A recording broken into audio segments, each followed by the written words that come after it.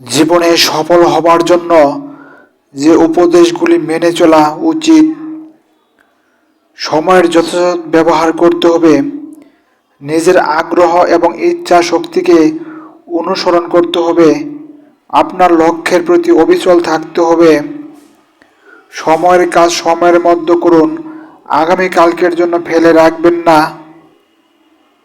সফল হওয়ার সাথে সুস্থ থাকা জরুরি, কাজে নিজের যত্ন নিন, মানুষের সামান্য মুখের কথায় মাথা ব্যথা না বাড়িয়ে নিজেকে ভালো রাখতে শিখুন, যেন আপনার ভালো থাকা দেখে সবার মাথা ব্যথা শুরু হয়ে যায়।